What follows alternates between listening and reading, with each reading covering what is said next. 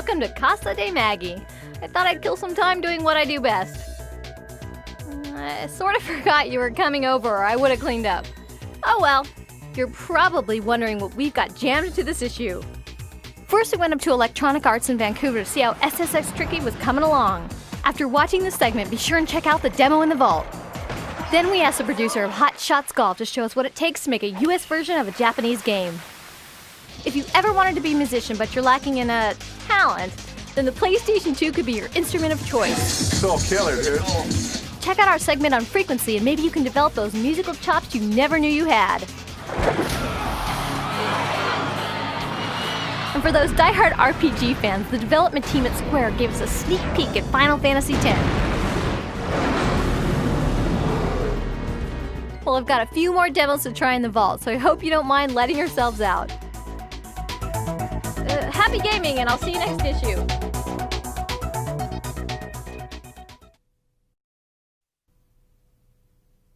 Batman Vengeance is rated teen. Takes a dive and then we string him up and drop him in the trig. Any questions?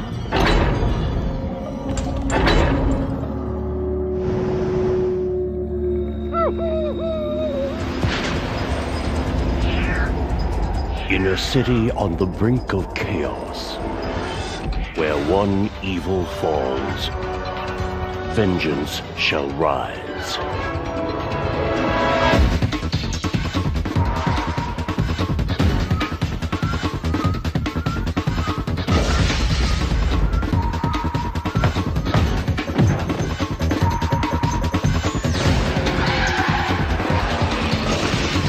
Enter the world of Batman as you've never seen it before.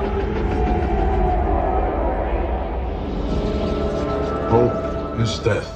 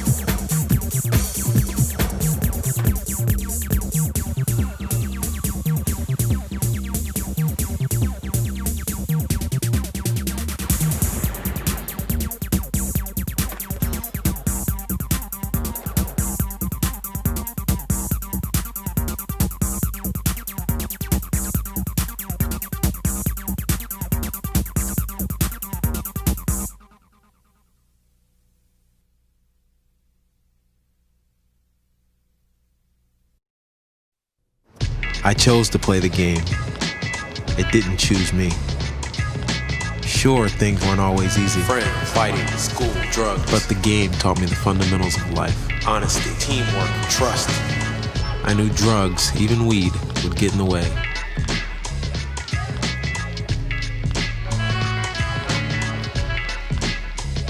Football, my anti-drug. Now I'm the teacher.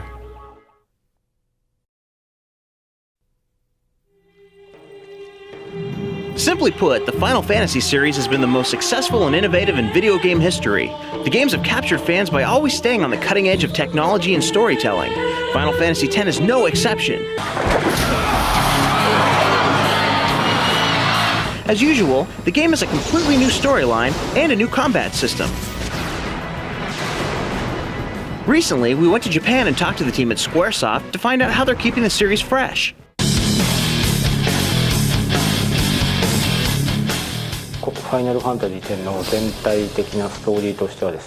Final Fantasy X takes place in a big city called Zanarkand. They play a fictional sport called Blitzball there. The main character is a popular player in this sport and comes to a place called Spila to play. When he tries to return to his hometown, he meets many different people, and that's where the story starts.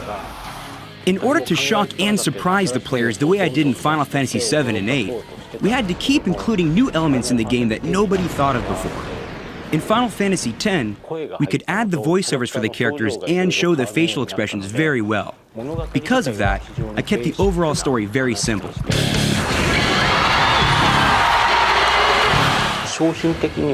For the theme of Final Fantasy X, all of us wanted to create something that other companies hadn't done. That was our main goal. Independence is the main theme for the story. Independence from society or parents as you grow up.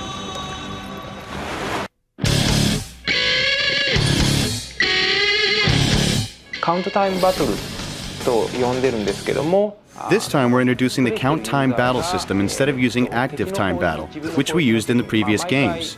In this system, the player can stop time during any part of the battle. Then the player can open up a window on the screen that shows the order of attacks. So the player can play strategically by seeing which monsters are going to attack and which characters will be able to attack. I want the player to enjoy the strategy of the game. For the hardcore gamers who enjoy the battle scenes, we created something called spheres, which you receive by attacking monsters. This item allows your character to advance more quickly. For example, when you damage a monster 1.5 times more than his hit points, you can receive more spheres.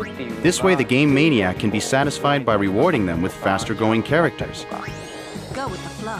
For the normal player, if they memorize the monster's characteristics, they can finish the battle scenes quicker. That's what we were considering when we created the battle system for this game. We took into account both audiences. By the end of the game, you will have 7 characters in your group, so we gave each character a special skill. A flyer! That's your department, right? Why don't we let our summoner show us what she's made of? This way the player has to utilize each of the different characters. Nothing to fear, the hero's here! I want the player to think about each character's skills when you battle a strong monster, so you know which character should fight against which monster.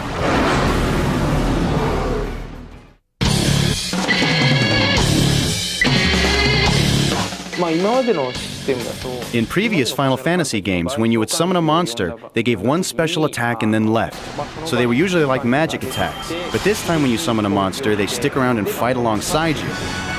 Please, fight with us! The summoned monsters are very important for the storyline, so I thought that the player might enjoy seeing them in a battle scene.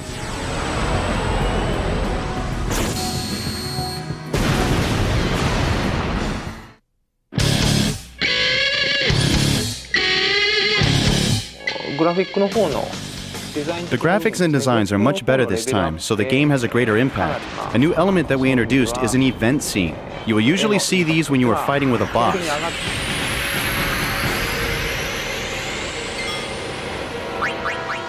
So for example, you can fight on top of a flying ship or the edge of a cliff. We use a special situation to start a battle scene so the surrounding elements become part of the battle. The graphics and the camera work will change depending on the situation. This gives the player a more cinematic feel.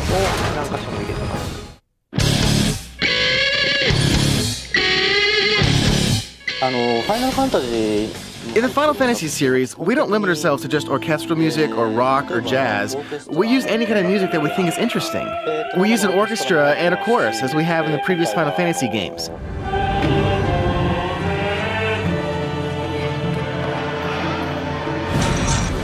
But this time, we also use some rock and roll sounds to give some scenes a harder edge.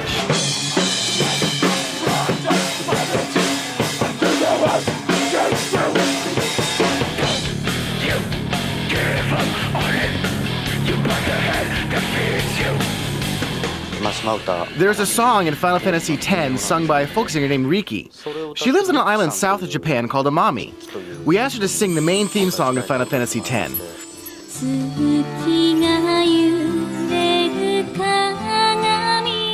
She has such a great and beautiful voice that we're not going to translate the song into English. Even though the American audience is not going to know what she is singing about, they should grasp the feelings and emotions she's trying to get across. I'm looking forward to see what you think about it. And of course, the song will be on the US soundtrack.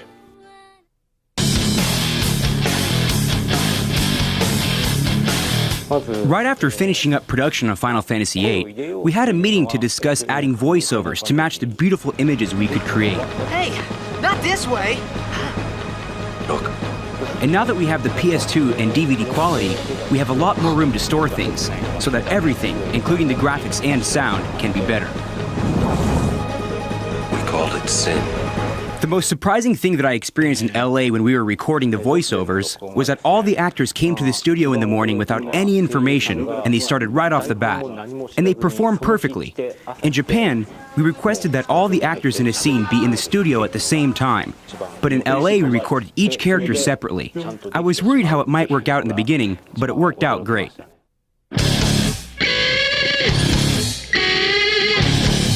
We have been using motion capture since Final Fantasy VIII. We didn't use it that much in Final Fantasy IX because the characters weren't designed to be lifelike. In Final Fantasy X, we used motion capture almost all the time to make the characters seem real.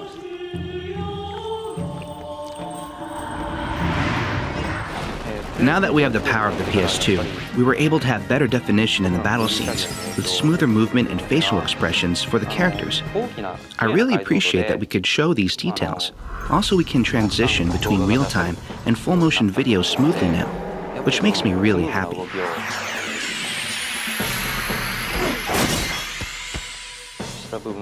The most challenging part was, well, actually there were a lot of challenges. Particularly getting the details of facial expressions and the movement of hair and clothing. The time it took for a scene depends on the complexity of that scene. The shortest time was 2 to 3 weeks. Most of the time, though, it takes about 1 or 2 months. The longest scene we rendered took about half a year. With all the work that's gone into it, Final Fantasy X is sure to blow away longtime fans of the series and new players alike. The Squaresoft team is excited about the game, and so are we. The story of Final Fantasy X is really interesting. So without giving anything away, I want to encourage all the fans of the series not to give up and play all the way to the end of the game. I think you will enjoy the ending.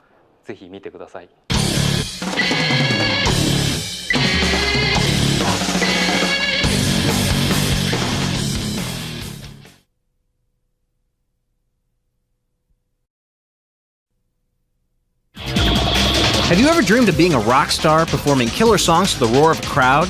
Well, Harmonix, a Boston-based developer, has now made it possible, even if you can't play a note on a guitar. Get ready to hone your skills on the world's newest musical instrument, the PlayStation 2. Frequency is a revolutionary rhythm music game that will convert gamers into musicians and probably a lot of musicians into gamers. More than anything else, Frequency is a game about making music, about playing music. We've really tried to turn the game controller into a new kind of musical instrument that players need to master in order to beat the game. We think there's two things that really separate Frequency from a lot of the other music games that we've played. One of them is that since it's a multi-track environment, you get much more deeply involved into like the fabric of the music because you're listening to each track individually and you can hear what each one does. The other thing that's different is a big part of the game is the remix mode, whereby you can take all the components of the song and put them together pretty much however you like to make your own remixes of the songs that we have in the game. In Frequency, you enter a world that looks nothing like you've ever seen, and by using the easy-to-learn controls, you'll be making music in no time. The gameplay in Frequency is like Tempest meets Dance Dance Revolution, where you're actually traveling down a tunnel of music, and you choose a particular track to play, which is a particular instrument, like drum, bass, voice, guitar, and you have to press the buttons to the rhythm of that particular track to complete that track. Visually, this game is quite different from any of the preceding music games in that it's an intense visual overload experience. We're trying to capture rave-like intensity with the visual experience in this game, and that's really never been touched on in any of the other games. Picture yourself going down a tube or a tunnel that's got 8 sides, and each one of those sides has a different instrument on it. So one of the sides may have a kick and snare track. One of the sides might have a bass track. One might have a guitar and a vocal. The key to a music game is having great songs, and Frequency has one of the best lineups of artists ever assembled for a video game.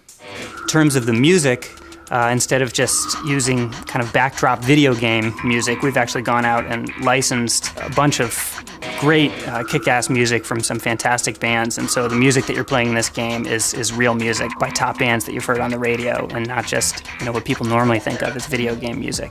The roster of artists who've contributed songs to Frequency is one incredible compilation. No Doubt, Powerman 5000, Fear Factory, Low Fidelity All-Stars, and Orbital all have songs in the game. And many of the songs were written for the game or are custom remixes you can't hear anywhere else. Sony asked us, gee, is there any bands that you'd like to have in the game? And Josh, the music director, and I said, gee, what about Curve? I wonder if they'd do a track. They're not a huge draw in the U.S., but they were sort of pioneers of electronic rock in the early 90s, and I've always been a big fan. They did a custom track for us in 2 weeks, and we were thrilled. It came out great. One of the artists who really surprised me was DJ Qbert. I didn't know what to expect from him. The first time the guys came to me about Frequency, I was like, okay, cool, let's do some whatever scratching incorporated into video games. And as I was playing the game and testing it out, and I was like, whoa, this is really cool. I was pretty addicted at the start. Playing Frequency and scratching is kind of like the same type of energy, sort of, because when I scratch, it's free and you're totally having fun. And same thing with video games. You're just releasing your soul through just having fun. It turned out even better than I expected. The Qbert level is out of control. It's probably my favorite track in the game now. But frankly, during the development process, every time we got a new track from one of these artists, there was always excitement through the office because everyone was so psyched to get their hands on a new song. Getting such an amazing group of artists involved in the game was a big challenge for the developers at Harmonix. When we first started calling around to the artists and their management, I mean, their curiosity was definitely piqued, but it wasn't until they actually saw the game that they really started to get excited about it. So killer, dude. One of the biggest hurdles was just actually setting up meetings with these people, just actually getting access to them, because once we did, everybody saw the potential of it, and if at all possible, they wanted to be a part of it. I first heard about this game, I got an email from Ryan at Sony, and he told me that they were working on a music game. He kind of gave me the rundown a little bit. He's all, yeah, you guys could write a song, or we could take a song from your record, and the person playing it can actually remix it. They could almost create their own track out of it, and I thought that was a great idea. In addition to the music that the bands have provided for the game, they've also provided some imagery, either short video clips or pictures, and we take that imagery and use it in the game world. So in the arenas, there are these large billboards, and actually those video clips and pictures get splattered onto those billboards so that as you're playing, for example, the No Doubt level, then there'll be images of Gwen Stefani on these billboards in the cybernetic world behind you. The depth and frequency comes not only from the songs in the game, but the different areas in which you make your music. There are 27 different songs in the game, but each song you can play in any number of different arenas, and the arenas are essentially visual backdrops for the tunnel that you fly through. They've got sort of different visual themes to them. As you progress through the game and beat more and more levels, you unlock more and more arenas, until if you win the game on Expert, you've unlocked all 8 arenas. In single player, you're trying to beat enough patterns to stay alive to get all the way through the song. Multiplayer is a little different. In multiplayer, you're actually trying to get more points than your opponent, and you have various power-ups and ways of kind of beating your opponent down. It's kind of similar to sort of a kart racing game in that way. There's a lot of flexibility in this game. There's a lot of room to add to what's already there. When you're in single player mode, after you unlock all the song, you actually can also go in and kind of jam along with it. You can just kind of improvise. And there'll be notes, just like a little solo going in over everything. Or there'll be a scratch track where you can go in and scratch over the samples. You can just kind of add your own beats over on top of it. You can recreate what's done, and then you can kind of add your little signature on top of that. When you go into remix mode, you can basically just start from scratch and do your own version of that song. As they worked on the game, the developers realized that they were making something completely new, turning a video game into a musically creative experience. I think the idea behind Frequency from the developers was to give people who didn't necessarily have the time or the ability or the skills to write or produce music, to get the enjoyment of actually creating music. You know, I think it's going to appeal to a lot of different people for that very reason, because everybody loves music, you know. Everybody's cool loves music. One of the things we figured out was there's just millions and millions of kids with really good video game skills for which they get no real credit, but it's a real skill. So the high concept that we came up with was, hey, let's build a game that allows you to express yourself musically with a skill set that you already have, namely playing video games. So what we've really tried to do in this game is present an experience to the user which looks and feels like a video game, and they can use the skills that they already have as video gamers to get inside it and master it. But at its core, it's a game about making music, and they realize once they're into it that what they're really doing is not playing a video game so much as playing music.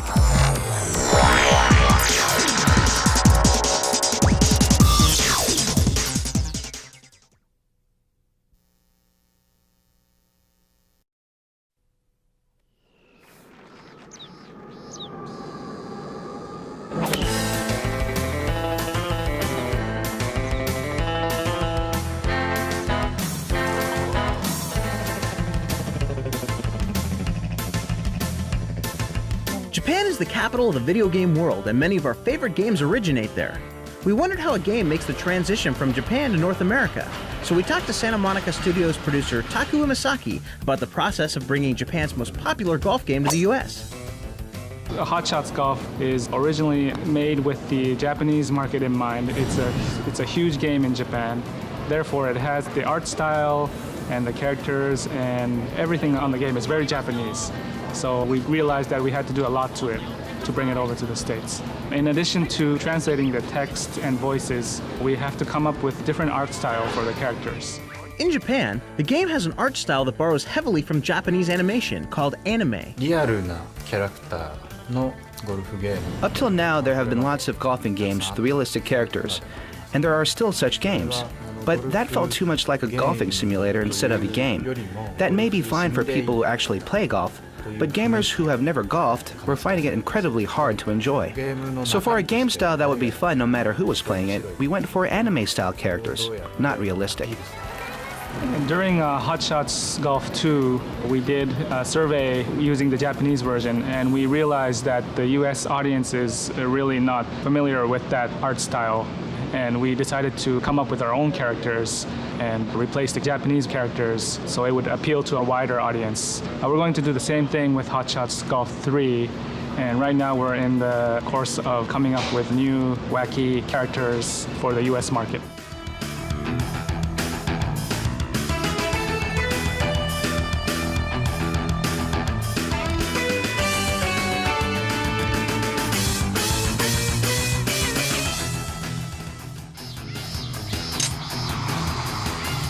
Both the Japanese and American versions have incorporated a brand new game engine that's improved the old features and created some new ones. Rain looks more like rain, and wind sounds more like wind. Also, the time of day feature is a new thing. When you start playing the first hole, it might be morning scenery. But when you're at the 18th hole, you'll see the sunset. It gives you a really nice on the golf course type of experience.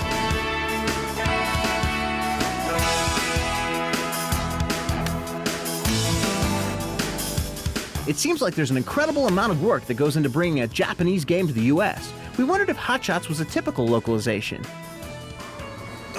The degree of localization in this game, I would say, is much heavier than other localization titles. For instance, role-playing games are always just pure text translation. However, with games like Hot Shots Golf, the gameplay as well as the character appeal is the essence of the game. This game is huge in Japan, and I bet they have a much harder time creating a sequel that surpasses the previous series over there in Japan. But here, I know there are hardcore game fans that love this game. They're expecting something much better for Hot Shots 3, and my goal is to beat their expectations.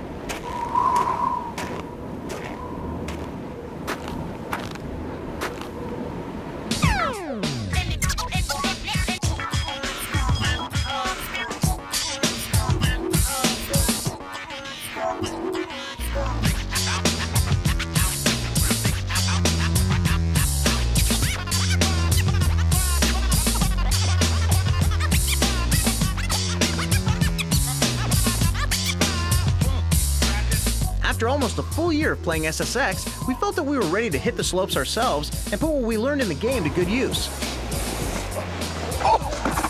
We were wrong.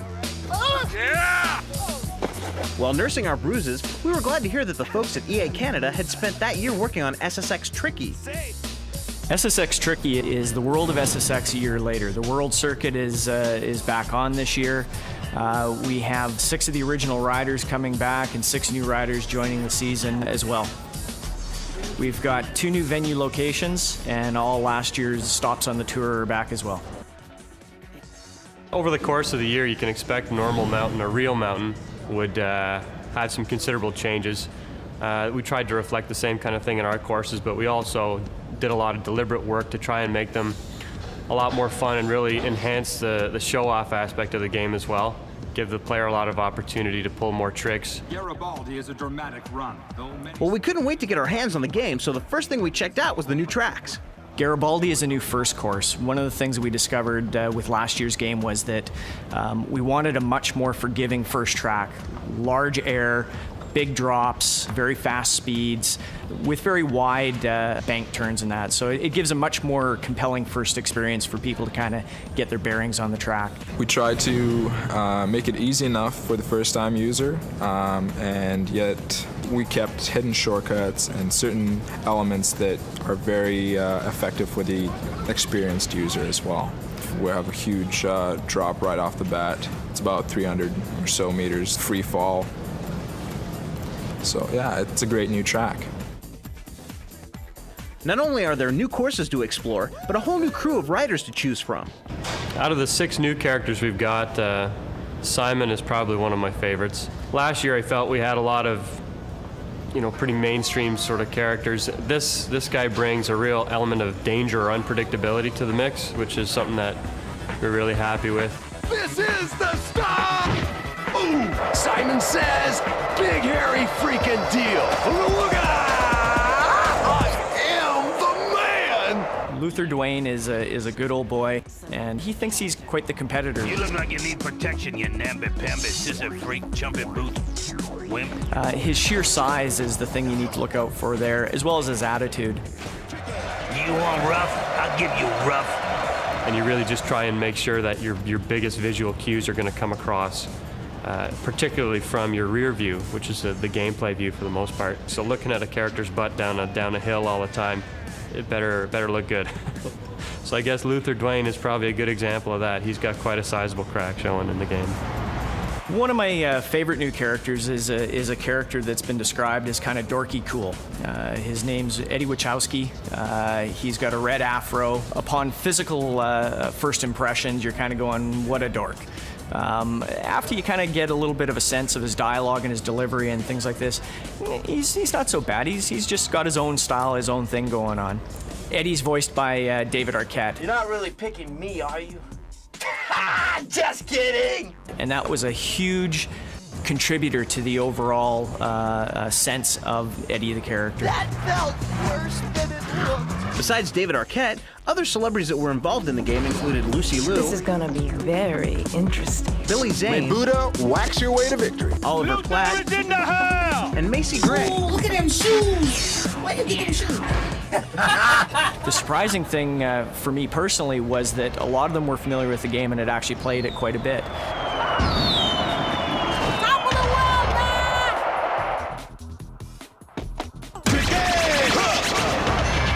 David Arquette was quite familiar with it. Macy Gray plays with her son.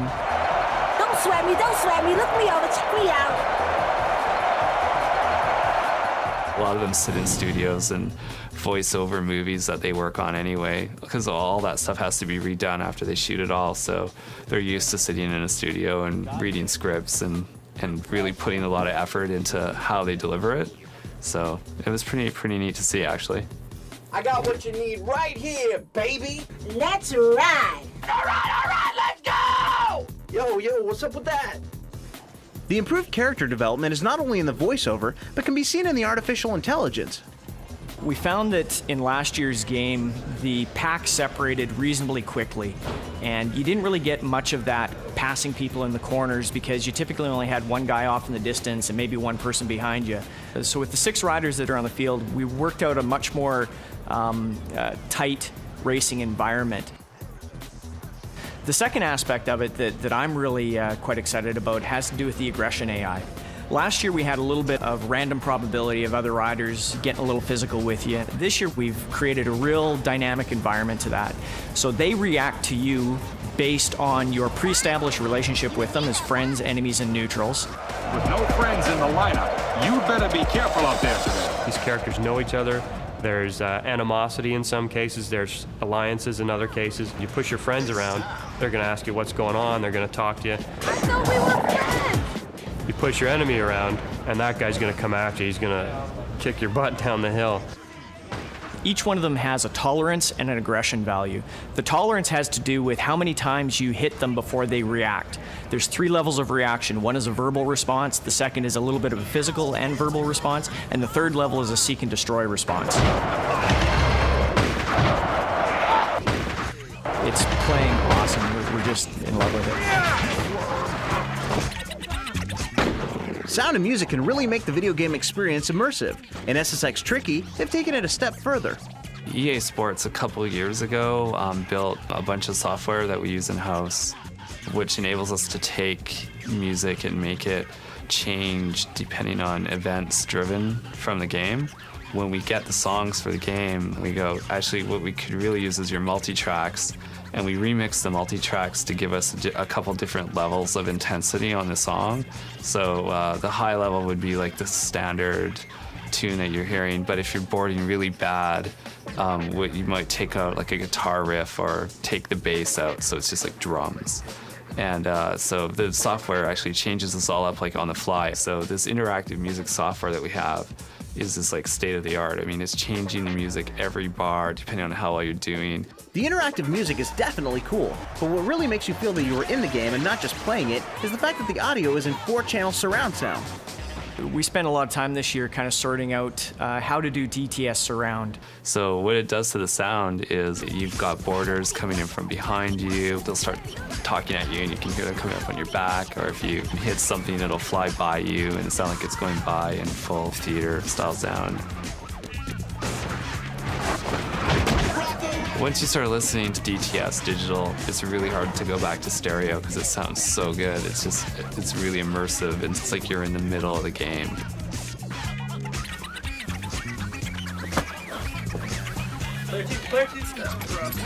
Well, luckily for us, a bruised ego was the worst of our injuries. But at least we're in top physical condition for another winter on the SSX circuit.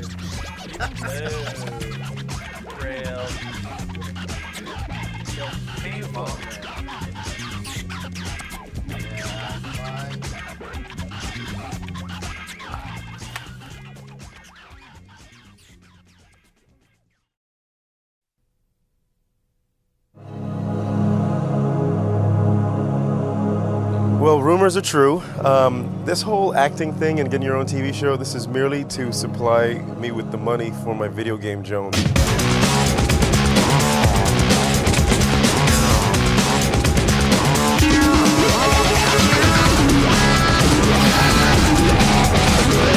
I'm not like Oh, I like Miss Pac-Man. No. Slam it, shoot it, power up, kill.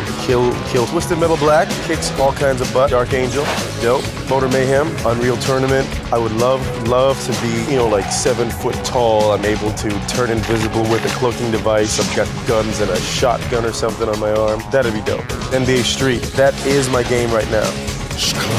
I would so dig being a video game voice. All right, and now the aggro crag. Player 1, victory. So if anyone's watching and you want me on your video game, hook a brother up, call me. I just pimped myself out. Stop, Wayne. Shut up, girl. I mean, it's a horrible choice. It's like, tell me that I can't eat, but you'd give me $1 million. At that point, just give me a burger and let's call it a day. Come on, Shaq, show him. Fake out, alley-oop super combo. I'm a huge geek. I've got nice clothes because of the show, but I'm a huge geek. I crown myself winner of the game. Thank you for playing, buddy. Watch the Wayne Brady Show.